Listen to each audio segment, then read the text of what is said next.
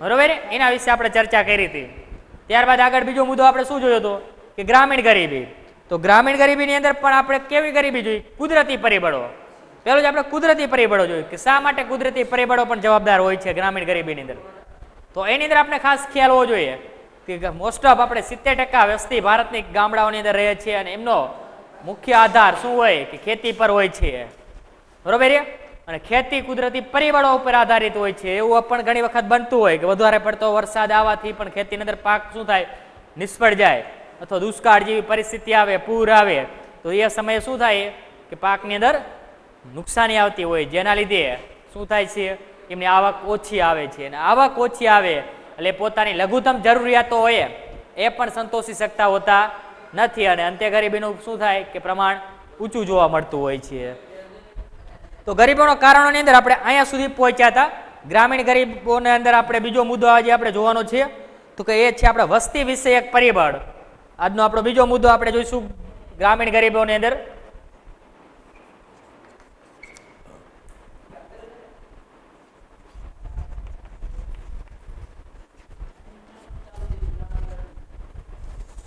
વસ્તી વિષયક પરિબળની અંદર આપણો આજનો પહેલો મુદ્દો આપણે જોઈશું કે શું આવશે.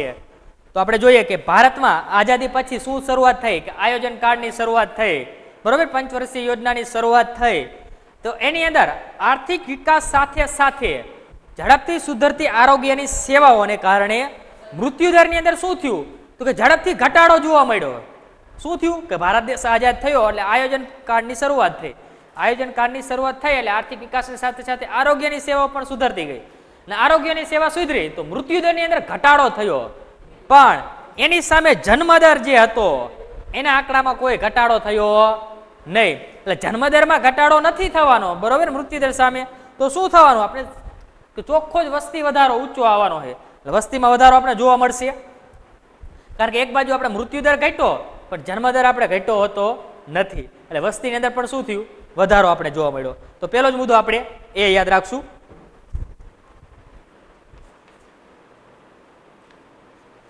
કે ભારતમાં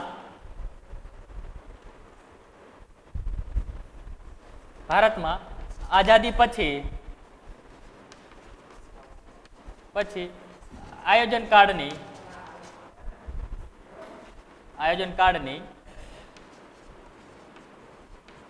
શરૂઆત થઈ. આયોજન કાર્ડની શરૂઆતથી આર્થિક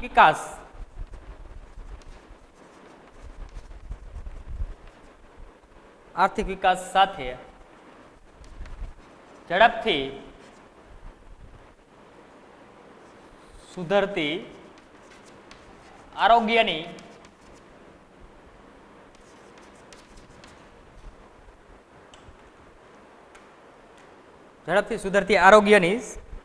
સેવાઓને કારણે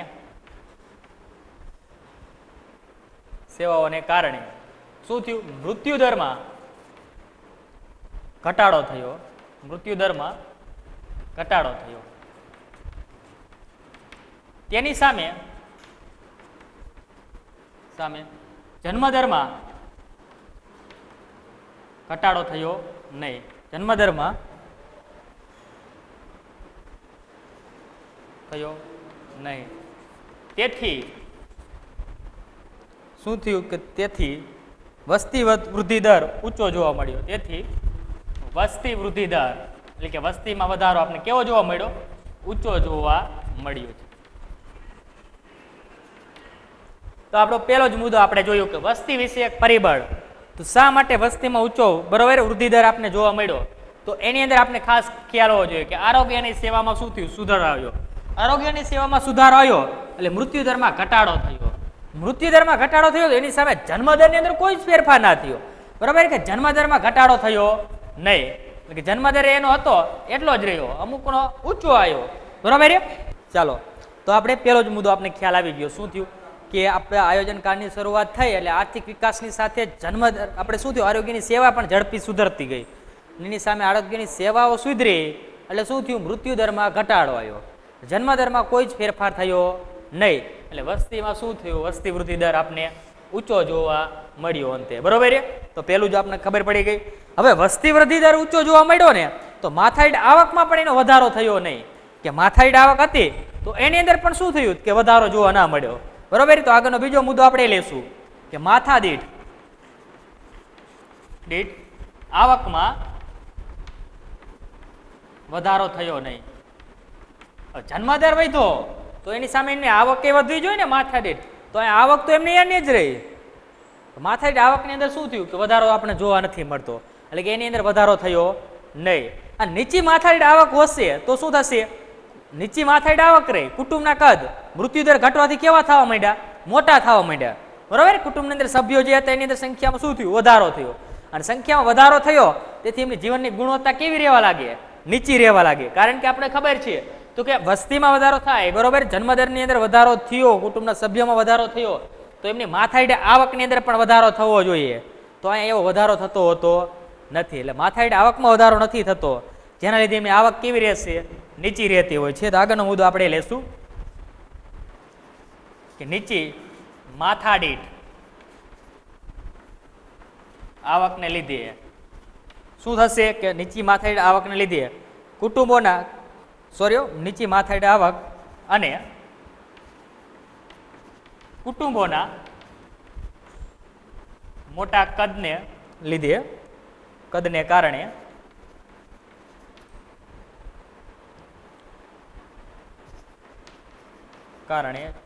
જીવનની જે ગુણવત્તામાં શું થયું? એમની નીચી આવી. જીવનની ગુણવત્તા નીચી રહી.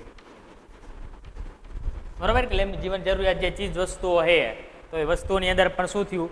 તેમની ગુણવત્તાઓ ઘટવા લાગી. અને જીવનની ભૌતિક ગુણવત્તાની અંદર આપણે ઘણી બધી વસ્તુઓનો સમાવેશ થાય. આગળના ચેપ્ટરની અંદર આપણે ભણ્યા હતા. બરોબર? એ તમને બધાને ખ્યાલ છે કે કઈ કઈ વસ્તુ આવે છે. આગળ તો કે વધતી વસ્તીને કારણે શ્રમના પુરવઠામાં ઝડપી વધારો થયો. વસ્તીમાં શું થયું? વધારો થયો. એટલે શ્રમને કાર્ય કરવાની શ્રમમાં શું થયું? પણ વધારો થાય. બરોબર? દાખલા તરીકે કોઈ કાર્ય કરવું હોય તો એની અંદર કાર્યમાં આપણે માણસો જરૂર હોય એટલા માણસો આપણે મળી રહે. એટલે કે શ્રમમાં શું થયું? વધારો થયો. વસ્તીમાં વધારો થયો એટલે શ્રમમાં વધારો થયો. પરંતુ રોજગારીની તકો કેવી હતી? કે રોજગારીની તકોમાં વધારો કેવો થયો? ધીમો થયો. રોજગારીની તકોમાં ધીમો વધારો થયો, જેના લીધે શું સર્જાણી? કે બેરોજગારી વધુ થઈ. બરોબર? એટલે એના લીધે બેરોજગારી વધી ગઈ અને પરિણામે શું થયું? ગરીબીમાં વધારો આપણે જોવા મળતો હોય છે. તો આગળનો મુદ્દો આપણે લેશું કે શ્રમના પુરવઠામાં વધારો થયો. બરોબર? શું થયું? કે વસ્તી વધી, એની સામે આપણે શ્રમના પુરવઠાની અંદર વધારો થયો. અને શ્રમના પુરવઠામાં વધારો થયો હતો, રોજગારીની તકોમાં એટલો વધારો થયો હતો નથી. બરોબર? સામે રોજગારીની તકોમાં કેવો વધારો થયો? કે ધીમો વધારો થયો.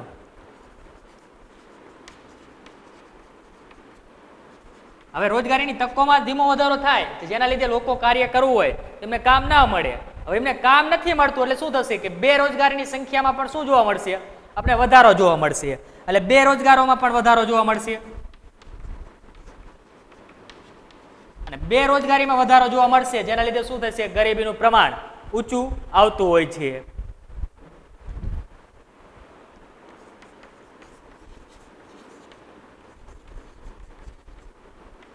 ઊંચું જોવા મળે છે. તો આ મુદ્દો આપણે ખાસ યાદ રાખવાનો રહેશે. તો અહીંયા આપણો વસ્તી વિષયક પરિબળ પૂરું થાય છે. બરોબર? ગ્રામીણ ગરીબોના કારણોની અંદર આપણું બીજું પરિબળ હતું કે વસ્તી વિષયક પરિબળ. તો એની અંદર ખાસ આપણે શું યાદ રાખવાનું? કે ભારત દેશ આઝાદ થયો, પેલો જ મુદ્દો. બરોબર? આઝાદ થયો પછી આયોજન કાળની શરૂઆત થઈ. આયોજન કાળની શરૂઆત થઈ એટલે શું થયું? આર્થિક વિકાસ થયો.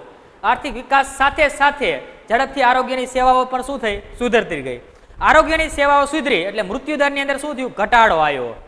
મૃત્યુદરની અંદર ઘટાડો આવ્યો, સામે જન્મદરની અંદર એવો કોઈ જ ઘટાડો આવ્યો નહીં. એટલે વસ્તી વૃદ્ધિ દર કેવો થયો? ઊંચો રહ્યો. વસ્તી વૃદ્ધિ દર ઊંચો રહ્યો તો એમની માથાદીઠ આવક જે હતી એમાં પણ કોઈ ફેરક પડ્યો નહીં. એટલે કે માથાદીઠ આવક અમુકને એમને નીચી ગઈ.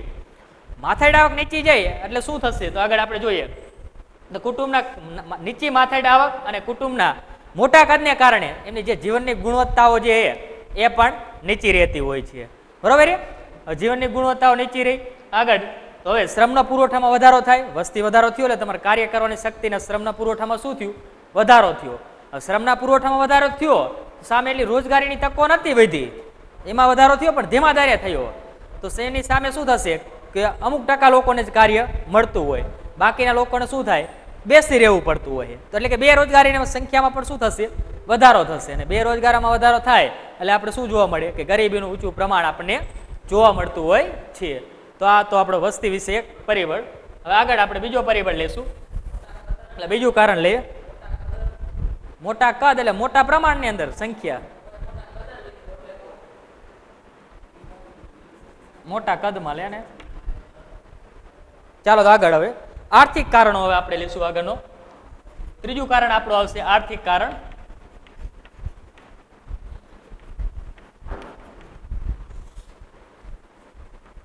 એની અંદર પેલો મુદ્દો આવશે આપણે કે શ્રમિક દીઠ નીચી ખેત ઉત્પાદકતા.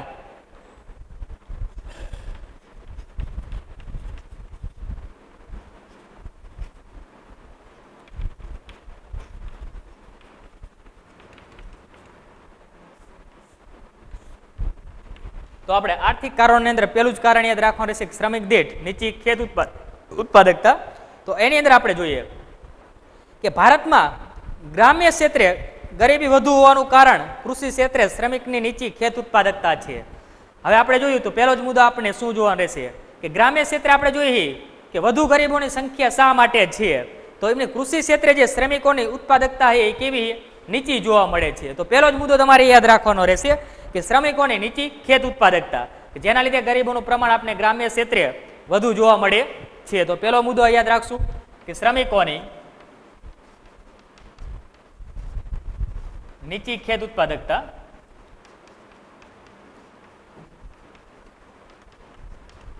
જેના લીધે ગામડાઓની અંદર ગરીબોની સંખ્યા આપણે વધારે જોવા મળતી હોય છે. ત્યારબાદ કૃષિ સિંચાઈની સગવડોનો અભાવ, અપૂરતી ટેકનોલોજી, શિક્ષણની તાલીમ, નીચું મૂડીરોકાણ, વસ્તીનું ભારણ વગેરે કારણે પણ ખેતીમાં ઉત્પાદકતા કેવી રહે, નીચી રહે છે. તો આપણે ખ્યાલ હોવો જોઈએ કે કયા કારણો લીધે ખેતીની ઉત્પાદકતા નીચી રહે. તો પહેલો તો આપણે સિંચાઈની જે સગવડો હોય એનો અભાવ હોય, જે ટેકનોલોજી છે એ પૂરતા પ્રમાણમાં ન હોય, અથવા શિક્ષણ હોય તો એમને શિક્ષણ એ પ્રમાણે તાલીમ મેળવેલી ન હોય, અને છેલ્લે નીચું મૂડીરોકાણ અને વસ્તીનું ભારણ. તો કે આના લીધે આપણે શું થાય કે ખેતીની ઉત્પાદકતા એ કેવી રહે, નીચી રહેતી હોય છે. તો આપણે એને આપણે લઈ લઈશું કારણો.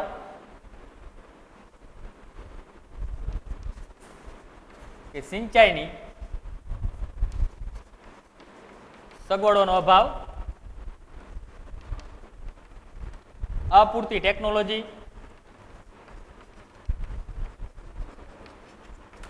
શિક્ષણ, તાલીમ, ઓછું મૂડીરોકાણ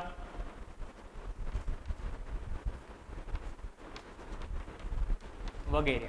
તો વગેરેને લીધે આપણે શું થાય, વગેરે કારણો લીધે કે ખેતીની ઉત્પાદકતા આપણી નીચી રહેતી હોય છે.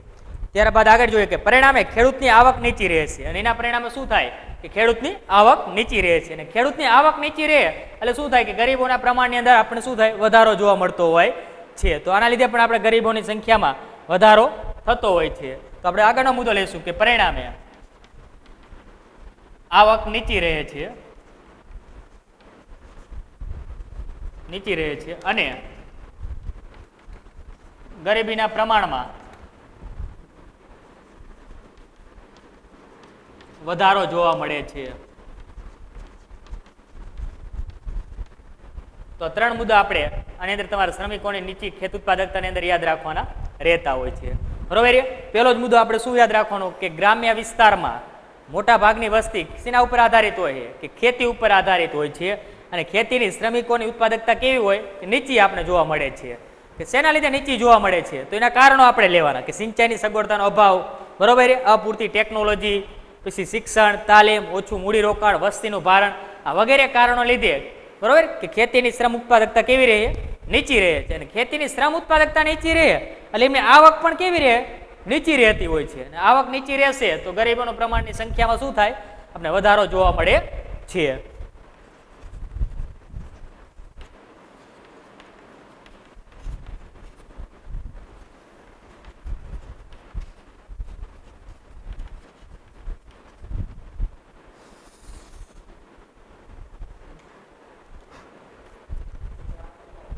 તો એની અંદર આપણે પહેલો મુદ્દો લઈએ તો કે ખેતી માટે જમીન ખૂબ જ મહત્વની છે. આપણે ખ્યાલ છે કે ખેતી માટે શું હોય કે જમીન જે છે એ ખૂબ મહત્વની છે.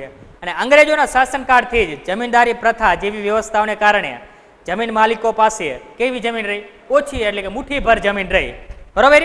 તો આપણે પહેલો મુદ્દો એ ખ્યાલ હોવો જોઈએ કે ખેતી માટે બરોબર જમીન શું એ ખૂબ જ મહત્વનું છે. તો એને આપણે પહેલો મુદ્દો લેશું કે ખેતી માટે જમીન મહત્વની છે. માટે જમીન મહત્વની છે. બીજો મુદ્દો આપણે લઈશું કે અંગ્રેજોના શાસનકાળમાં જમીન મહેસૂલને કારણે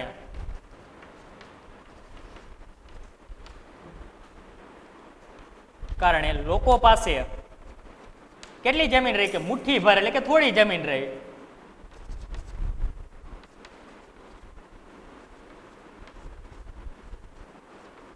જમીન રહી હતી. બરોબર. જેના લીધે એમની પાસે મુઠ્ઠીભર જમીન રહી તો શું થયું કે આ વર્ગને ખેતી માટે પ્રત્યક્ષ રીતે સંકળાયેલ ન હોવાથી તેઓને ખેતી ક્ષેત્રનો વિકાસ થાય એવું મૂડીરોકાણ કરવામાં એમને રસ ન હતો. હવે એમની પાસે જમીન નથી, બરોબર, હતી તો થોડી હતી, તો એની અંદર વિકાસ થાય તો એવો વિકાસ કરવાનો એમને શું રહ્યો? હવે રસ ના રહ્યો. રસ ના રહ્યો એટલે એમને મૂડીરોકાણ ઓછું કરી દીધું. અને જુઓ કે જેમની પાસે જમીન છે, બરોબર, તો જમીન પર ખેતી કરતા કોણ હતા? તો કે મજૂરો અને ભાગિયાઓ હતા. કોણ હતા? કે મજૂરો અને ભાગિયાઓ હતા. તેમને પણ મૂડીરોકાણ કરવામાં રસ ન હતો. બરોબર. કે જમીન પર જે કાર્ય કરતા હતા વ્યક્તિ તે હતા મજૂરો અને ભાગિયાઓ. બરોબર. તો એમને પણ એ જમીનની અંદર મૂડીરોકાણ કરવાનો રસ નતો રહ્યો. અને પરિણામે ખેતી ક્ષેત્રની ખેત ઉત્પાદન અને ખેત ઉત્પાદકતા નીચી રહી. એના પરિણામે શું થયું કે ખેતી ક્ષેત્રની અંદર ખેત ઉત્પાદન અને ઉત્પાદકતા બંને કેવા રહ્યા? નીચા રહ્યા. અને એના લીધે શું થયું? એમની આવક નીચી રહી અને ગરીબીનું પ્રમાણ આપણે કેવું જોવા મળ્યું? ઊંચું જોવા મળતું હોય છે. તો આપણે એની અંદર લઈએ, આગળના મુદ્દા લેશું.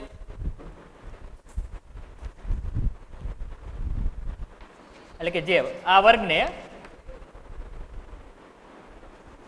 ખેતી સાથે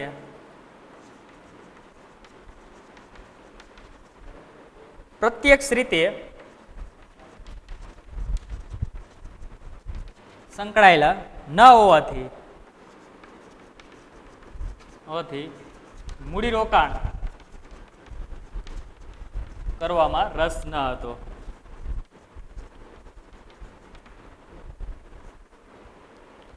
ને જમીન પર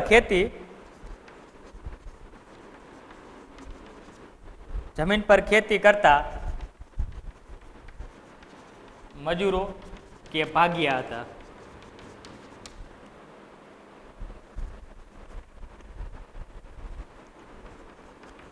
તેમને પણ મૂડીરોકાણ કરવામાં રસ ન હતો. ને પરિણામે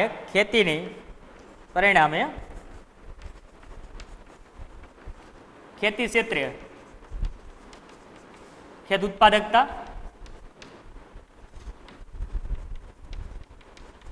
અને ખેત ઉત્પાદન નીચા રહ્યા.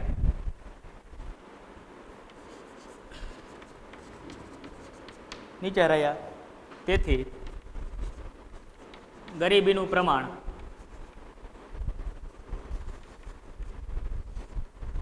ઊંચું જોવા મળ્યું. તો આપણો આગળનો મુદ્દો હતો કે જમીન અને સંપત્તિની અસમાન વહેંચણી. બરોબર. તો એ પણ આપણે ખ્યાલ આવી ગયો કે ખેતી માટે મહત્વનું શું હોય કે જમીન મહત્વની છે. તો એની અંદર આપણે જોયું કે અંગ્રેજોના શાસનકાળ દરમિયાન જમીનદારી મહેસૂલ ઉઘરાવવાની પ્રથા ચાલુ હતી. જેના કારણે શું થયું કે લોકો પાસે જમીન કેવી રહી? થોડી રહી, એટલે કે મુઠ્ઠીભર જમીન રહી. હવે મુઠ્ઠીભર જમીન રહેવાથી એ વર્ગને શું થયું કે ખેતી સાથે પ્રત્યક્ષ રીતે સંકળાયેલ ન હોવાથી, એટલે એ વર્ગ ખેતી સાથે સંકળાયેલો નહોતો. બરોબર. જેના લીધે ખેતી ક્ષેત્રે એને મૂડીરોકાણ કરવાનું શું કર્યું? રસ ન રહ્યો. બરોબર. હવે એ જમીન પર ખેતી કોણ કરતું હતું? કે ભાગિયા અને મજૂરો હતા, જે લોકો ખેતી કરતા હતા. તો એ પણ એની અંદર મૂડીરોકાણ કરવાનો રસ દાખવતા હોતા નહોતા. બરોબર. હવે એમને મૂડીરોકાણ કરવાનો રસ ના રહ્યો, જેના પરિણામે શું થયું કે ખેતીની ઉત્પાદકતા અને ઉત્પાદન બંને કેવા આવ્યા? નીચા આવ્યા. હવે ખેતીની ઉત્પાદકતા અને ઉત્પાદન નીચું રહે એટલે એમની આવક પણ કેવી રહે? નીચી રહી. અને આવક નીચી રહી, જેના પરિણામે શું થયું કે ગરીબોની સંખ્યામાં અથવા ગરીબોના પ્રમાણની અંદર શું જોવા મળ્યું? આપણને વધારો જોવા મળતો હતો. બરોબર છે? તો આપણું બીજું પરિબળ આવશે આર્થિક કારણોની અંદર જમીન અને સંપત્તિની અસમાન વહેંચણી. પેલું આપણે આગળનું પેલું કારણ આપણે શું જોયું હતું? તો કે શ્રમિકોની નીચી ખેત ઉત્પાદકતા. હવે આપણે આગળનો મુદ્દો જોઈશું કે નાના અને ગૃહ ઉદ્યોગોનો અલ્પ વિકાસ.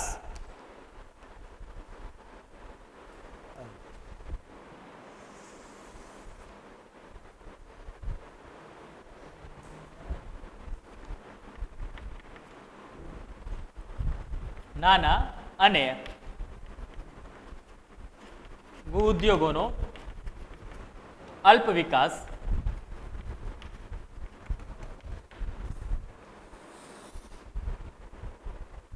તો ચાલો હવે એની અંદર આપણે જોઈશું. તો એની અંદરનો પહેલો મુદ્દો જોઈએ કે નાના અને ગૃહ ઉદ્યોગો જે હતા, બરોબર છે, તો એનો અલ્પ વિકાસ એટલે કે એનો વિકાસ ન થયો, જેના પરિણામે શું જોવા મળ્યું છે? આપણે ગરીબીની સંખ્યા એટલે વધારો આપણે જોવા મળ્યો. બરોબર છે? તો આપણે જોઈએ કે બીજી પંચવર્ષીય યોજનામાં એટલે કે જે બીજી પંચવર્ષીય યોજના આપણી આવી, બરોબર છે, એની અંદર આર્થિક વિકાસની વ્યૂહરચનામાં પાયાના અને ભારે ઉદ્યોગોનું મહત્વ આપવામાં આવ્યું.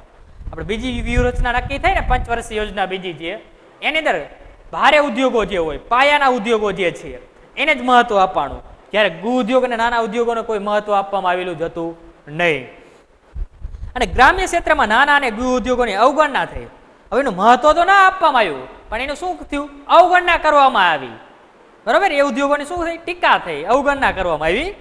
અને ખેતી ક્ષેત્રે સંલગ્ન ઉદ્યોગો જેવા કે પશુપાલન, આ ખેતી ક્ષેત્રના સાથે જોડાયેલા ઉદ્યોગો જે હોય, પશુપાલન, ડેરી ઉદ્યોગ, મત્સ્યપાલન, આ વગેરેનો ઓછો વિકાસને કારણે મોસમી બેકારી આપણે વધુ જોવા મળી. શું થયું? કે આ બધા વિકાસ ના થયો, નાના પાયાના ઉદ્યોગો જે હતા, બરોબર, આપણે કે પશુપાલન એ નાના પાયાનો ઉદ્યોગ થયો, બરોબર. ગૃહ ઉદ્યોગ એટલે કે મત્સ્ય ઉદ્યોગ ના બધા આપણા શું થયા? નાના અને ગૃહ ઉદ્યોગો થયા. તો જેમનો વિકાસ ન થયો તેના લીધે શું જોવા મળે? આપણે મોસમી બેકારી જોવા મળી. બરોબર કે ખેડૂતો હોય ચોમાસા દરમિયાન જ ખેતી કરી શકે, બાકીના સમયમાં શું કરવું? બરોબર. તો આ બધો વિકાસ ના થાય એટલે મોસમી બેકાર પાસે રહેવું પડે. ઉનાળાની અંદર કઈ જ આવક ના આવે, તો ઉનાળા સિઝન દરમિયાન શું થાય? લોકોને મોસમ પ્રમાણે બેકાર રહેવું પડતું હતું, એટલે મોસમી બેકારી આપણે જોવા મળી. અને તેથી ગરીબીનું પ્રમાણ કેવું આવ્યું? ઊંચું જોવા મળ્યું, જેના લીધે પણ ગરીબીનું પ્રમાણ ઊંચું જોવા મળ્યું. તો હવે એના મુદ્દા આપણે લેશું. તો એની અંદર પહેલો જ મુદ્દો આપણે લેશું કે બીજી પંચવર્ષીય યોજનામાં, બીજી પંચવર્ષીય યોજનામાં આર્થિક વ્યૂહરચનાની, આર્થિક વિકાસની વ્યૂહરચનાની, વિકાસની વ્યૂહરચનામાં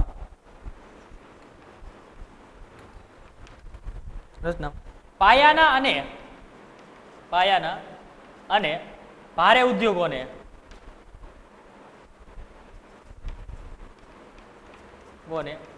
મહત્વ અપાયું.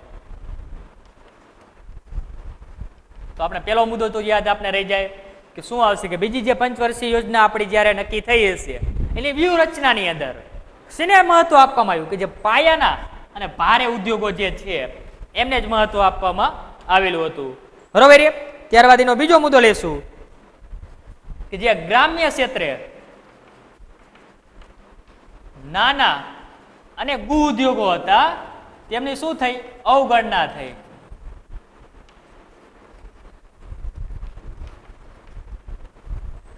જે ગ્રામ્ય ક્ષેત્રે જે નાના પાયાના ઉદ્યોગો જે હતા એમને શું કરવામાં આવી? અવગણના કરવામાં આવી. જેમ કે આપણે જોઈએ કે ખેતી ક્ષેત્ર સાથે જોડાયેલ જે સંલગ્ન પ્રવૃત્તિઓ જે છે તે ખેતી ક્ષેત્ર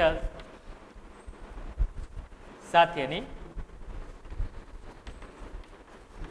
સંલગ્ન પ્રવૃત્તિઓ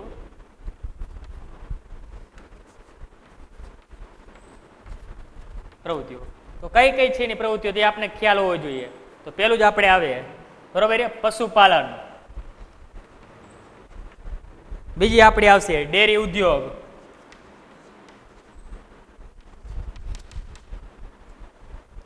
ત્યારબાદ ત્રીજું આપણે આવશે મત્સ્યપાલન.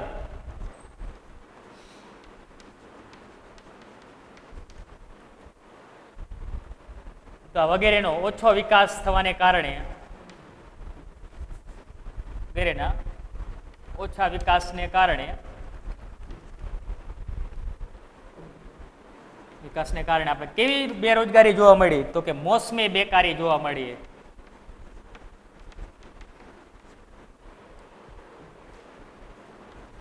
વધુ જોવા મળી. જેના પરિણામે શું થયું કે ગરીબીનું પ્રમાણ કેવું આવ્યું? ઊંચું આવ્યું. જેના પરિણામે ગરીબીના પ્રમાણમાં વધારો થયો.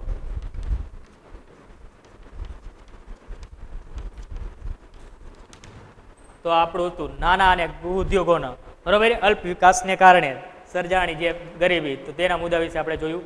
તો જ્યારે બીજી પંચવર્ષીય યોજના જે અમલમાં આવી, તો તેની અંદર આપણે ભારે અને જે પાયાના ઉદ્યોગો હતા ને એમને જ મહત્વ આપવામાં આવ્યું. જે નાના અને ગૃહ ઉદ્યોગો જે ગામના ક્ષેત્રની અંદર હતા એમને શું થયું? કોઈ જ મહત્વ ના આપવામાં આવ્યું. એની સામે શું થઈ કે એની અવગણના કરવામાં આવી. બરોબર. તો એની અંદર જોઈએ કે આપણા ગામડાની અંદર ખેતી ક્ષેત્ર સાથે ઘણા બધી આપણે પ્રવૃત્તિઓ સંકળાયેલી હોય, જેવી કે આપણે ડેરી હોય, ડેરી ઉદ્યોગ છે, બરોબર, પશુપાલન છે, મત્સ્ય ઉદ્યોગ છે, એ તમને જે યાદ આવે તે લખી શકશો. બરોબર. તો એ પ્રવૃત્તિઓ સાથે સંકળાયેલી તો એનો પણ વિકાસ કેવો થયો? ઓછા પ્રમાણમાં થયો. અને એનો વિકાસ ઓછો થવાને કારણે આપણે શું જોવા મળી? કે મોસમી બેકારી આપણે જોવા મળી. અને મોસમી બેકારી જોવા મળી, જેના સામે શું થાય છે? એમની આવક ઓછી હોય. બરોબર. મોસમ પ્રમાણે જેમની આવક મળતી હશે તેવું આપણે નક્કી કરીએ તો મોસમી બેકારી લીધે પણ શું થાય કે ગરીબીની સંખ્યાની અંદર આપણે વધારો જોવા મળતો હોય છે. તો આર્થિક કારણોની અંદર આપણો ચોથો મુદ્દો આવશે કે ઝડપી વધતા ભાવો.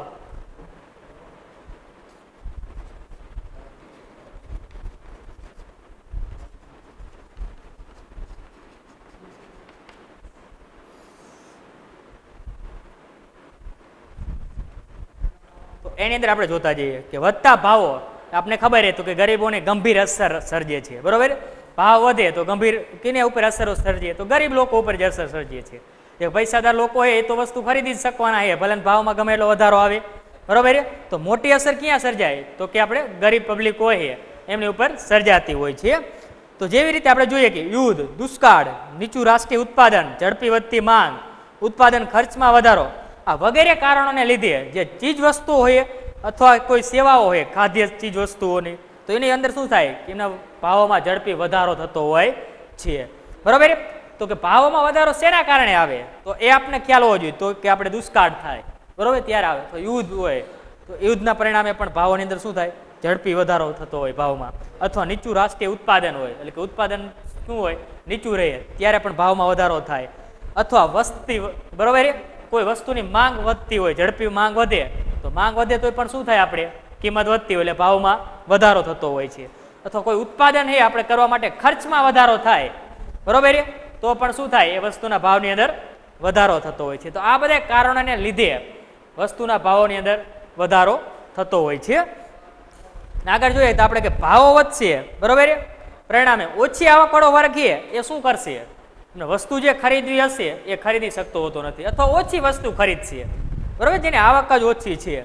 દાખલા તરીકે સાંજે 100 રૂપિયા કમાઈ લાવતો હોય અને એ વસ્તુ આપણે મળતી, દાખલા તરીકે બહારની અંદર મળતી હોય, તો એ વસ્તુ વધારે ખરીદતો હોતો નથી. એટલે કે 15 દિવસે એને જરૂરિયાત છે એટલી વસ્તુઓ જે ખરીદતો હોય છે. બરોબર. એની સામે આપણે જોઈએ કે જે વધારે આવકવાળા વ્યક્તિ હોય તે વસ્તુ હોવાની હોય ને સીધા 500 રૂપિયા થાય તો પણ એ વસ્તુ ખરીદી જ શકવાનો હોય, કારણ કે સામે એની આવક વધારે હોય છે. બરોબર. એટલે કે આ વસ્તુ ખરીદવાની ઘટાડો કોને થાય? તો કે જે ગરીબ વર્ગ છે એ લોકો એ વસ્તુ ખરીદી શકતા હોતા નથી. એટલે કે એમની ખરીદ શક્તિની અંદર શું થશે? ઘટાડો થતો હોય છે. અને લોકોની ખરીદ શક્તિમાં ઘટાડો થાય એટલે એમનું જીવન ધોરણ પણ કેવું રહે? તો એમનું જીવન ધોરણ આપણે કેવું આવશે? નીચું આવતું હોય છે. અને જીવન ધોરણ નીચું આવે તો એના પરિણામે આપણે શું જોવા મળે? કે ગરીબીનું પ્રમાણ આપણે વધારે જોવા મળતું હોય છે. તો એ આપણે ગરીબીના પ્રમાણની અંદર આપણે વધતા ભાવોની અંદર આપણે લખવાનું રહેશે. તો એની અંદર આપણે જોઈશું કે વધતા ભાવો કોને અસર કરે? ગરીબોને અસર કરતી હોય છે. વધતા ભાવો ગરીબોને ગંભીર અસર કરે છે. બરોબર. અને ભાવો વધવાના કારણો કયા કયા છે તો એના મુદ્દા પણ આપણે ખાસ યાદ હોવા જોઈએ. તો કે પહેલું યુદ્ધ, બીજું દુષ્કાળ, ત્રીજું ઉત્પાદન ખર્ચમાં વધારો,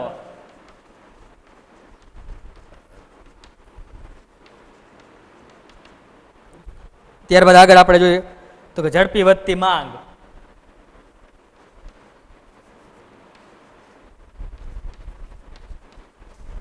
કોઈ વસ્તુની ઝડપી માંગ વધે તો તેના લીધે પણ શું થાય કે આપણે વસ્તુનો ભાવ વધતો હોય છે.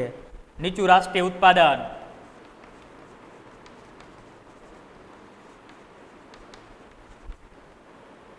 ત્યારબાદ આગળ દુષ્કાળ વગેરે કારણોને લીધે આપણે શું થાય કે ભાવોમાં વધારો સર્જાતો હોય છે. બરોબર, તો કે આ કારણો લીધે જ આપણે ભાવોની અંદર વધારો આવતો હોય છે. અને ભાવોની અંદર વધારો આવશે એટલે ઓછી આવકવાળા લોકો હશે એમની ખરીદ શક્તિમાં શું થાય કે ઘટાડો થતો હોય છે. પરિણામે ઓછી આવકવાળા વર્ગની ખરીદ શક્તિમાં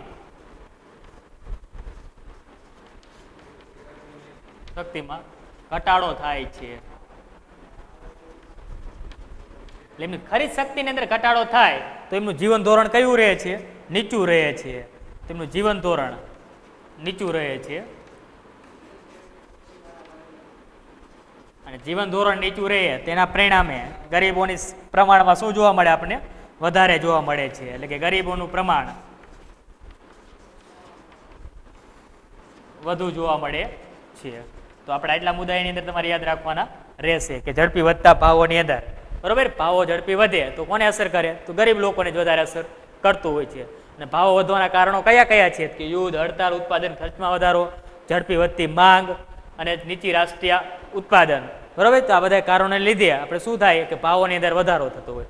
અને ભાવોમાં વધારો થાય તેના પરિણામે શું થશે કે જે ઓછી આવકવાળા લોકો છે અથવા વર્ગ છે, બરોબર, તો એની પરિણામે શું થશે કે જે ઓછી આવકવાળો વર્ગ જે હશે એમની ખરીદ શક્તિની અંદર શું થાય? ઘટાડો થતો હોય છે. એટલે વસ્તુના ભાવ વધવાના એટલે ઓછી આવકવાળા લોકો હશે તેમની ખરીદીની અંદર શું કરશે? ઘટાડો કરતા હોય છે. અને ખરીદીની અંદર ઘટાડો કરે એટલે એનું જીવન ધોરણ કેવું રહેતું હોય છે? નીચું રહેતું હોય છે. બરોબર, કે જે વસ્તુ એમને જેટલા જરૂરિયાત પ્રમાણમાં જરૂર છે એટલા પ્રમાણમાં એમને પૂરતા પ્રમાણમાં નથી મળતી હોતી.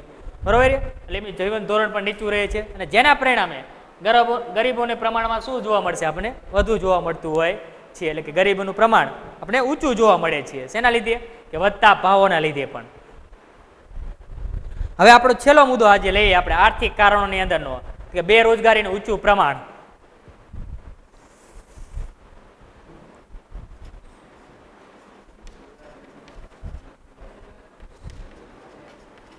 બેરોજગારીનું ઊંચું પ્રમાણ.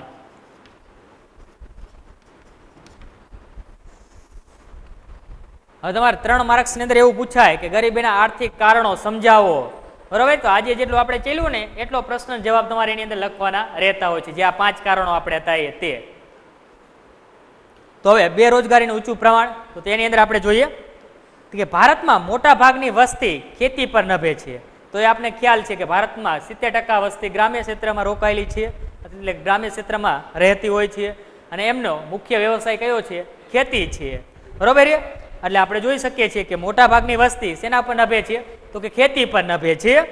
અને ખેતી શેના ઉપર આધારિત છે? તો ખેતી આપણે વરસાદ ઉપર આધારિત હોય છે. જો સારો વરસાદ થાય તો વર્ષની અંદર આપણે 1 કે 2 પાક લઈ શકાતા હોય છે. બરોબર, વરસાદ સારો થાય તો આપણે વર્ષની અંદર 1 કે 2 પાક લઈ શકીએ છીએ. જો દુષ્કાળની સ્થિતિ હોય તો શું થાય? તો આપણે એક પણ પાક લઈ શકતા હોતા નથી. અત્યારે આપણે ટેકનોલોજીના વિકાસને કારણે અત્યારે આપણે પાક લઈ શકીએ, પણ પહેલા આપણે લઈ શકતા હોતા નથી. આથી ખેતી ક્ષેત્રે મોસમી બેકારી પણ જોવા મળે છે. બરોબર, ઓછો વરસાદ થશે તો જેના લીધે શું જોવા મળશે? આપણે મોસમી બેકારી જોવા મળશે. ઓછો વરસાદ થાય તો ચોમાસા દરમિયાન આપણે પાક લઈ શકીએ, એ સિવાય આપણે ઉનાળો હોય, શિયાળો હોય તો એ દરમિયાન શું થાય? તો આપણે બેકાર રહેવું પડતું હોય છે, કોઈ કામ ધંધા વિના બેસી રહેવું પડે છે. અને વધતી વસ્તી અને સંયુક્ત કુટુંબ પ્રથાને કારણે ખેતી ક્ષેત્રે પ્રચ્છન્ન બેકારી પણ જોવા મળે છે. હવે શું થયું? કે વસ્તીની અંદર વધારો થયો, બરોબર, એટલે કુટુંબના કદ કેવા થવા માંડ્યા? મોટા થવા માંડ્યા. અને કુટુંબના કદ મોટા થાય તો શું થાય? આપણે જોવા મળે પ્રચ્છન્ન બેકારી જોવા મળે. બરોબર, તો પ્રચ્છન્ન બેકારી એટલે શું? કે આજે 2 વ્યક્તિ દ્વારા જે કાર્ય પૂર્ણ કરવામાં આવતું હોય એ કાર્યમાં 5 જણા જે રોકાયેલા હોય છે એમાંથી જે 3 વ્યક્તિ વધારાના જે હોય ને એને આપણે પ્રચ્છન્ન બેકારી તરીકે ગણાય. બરોબર, કે આજ તમે 2 વ્યક્તિ હોય તો પણ એક ખેતરની અંદર 100 મણ ઘઉં ઉત્પાદન કરો છો, અને 5 વ્યક્તિ હોય ને તો પણ તમે 100 મણ ઘઉં ઉત્પાદન કરો છો. બરોબર, તે વધારાના 3 વ્યક્તિઓ જે જોડાશે તે શું થાય? આપણે પ્રચ્છન્ન બેકારી થઈ.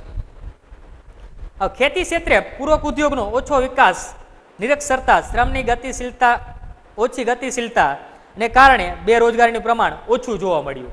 હવે જોયું આપણે ખેતી ક્ષેત્ર સાથે પૂરક ઉદ્યોગો જે હતા કે પશુપાલન એ બરોબર, મત્સ્ય ઉદ્યોગ એ, ડેરી ઉદ્યોગ એ, તો આ બધાનો શું થયો? ઓછો વિકાસ થયો બરોબર. શ્રમની ગતિશીલતા પણ કેવી રહી?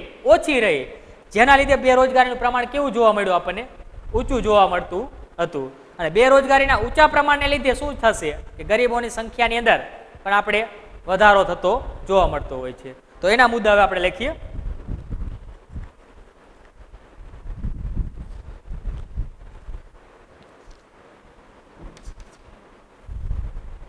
કે ભારતમાં મોટા ભાગની વસ્તી શેના ઉપર નભે છે? તો કે મોટા ભાગની વસ્તી ખેતી પર નભે છે. ખેતી પર નભે છે. તો પહેલો જ મુદ્દો આપણે યાદ રાખવાનો રહેશે કે ભારતની મોટા ભાગની વસ્તી જે છે એ ખેતી ઉપર નભે છે અને ખેતી વરસાદ પર આધારિત છે.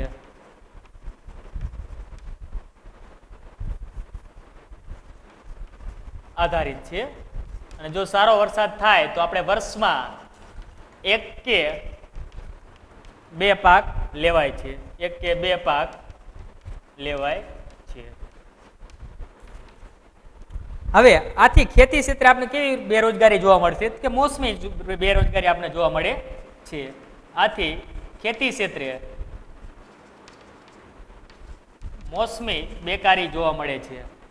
એટલે કે જે ઋતુઓ પ્રમાણે પાક આપણે લઈ શકીએ છીએ ચોમાસાની અંદર, બાકી ઉનાળા દરમિયાન ઘરે બેસી રહેવું પડતું હોય, એટલે મોસમી બેકારી જોવા મળે છે. આગળનો મુદ્દો આપણે લેવાનો રહેશે ત્યારબાદ. તો કે વધતી વસ્તી અને સંયુક્ત કુટુંબ પ્રથાને કારણે ખેતી ક્ષેત્રે પ્રચ્છન્ન બેકારી પણ જોવા મળે છે. કે વધતી વસ્તી અને કુટુંબ પ્રથાને કારણે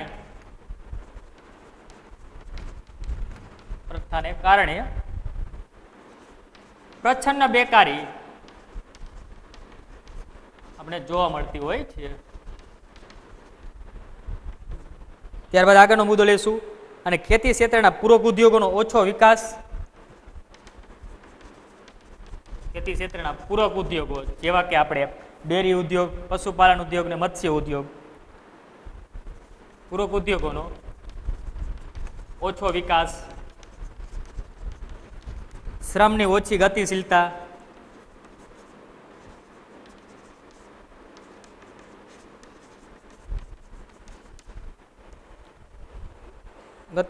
નિરક્ષરતા,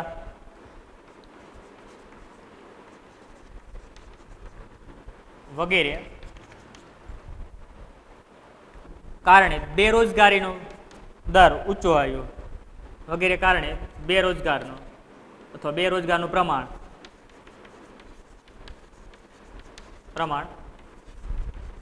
ઊંચું આવ્યું, જેના લીધે અથવા જેના પરિણામે ગરીબીના પ્રમાણમાં શું થયું? વધારો થયો.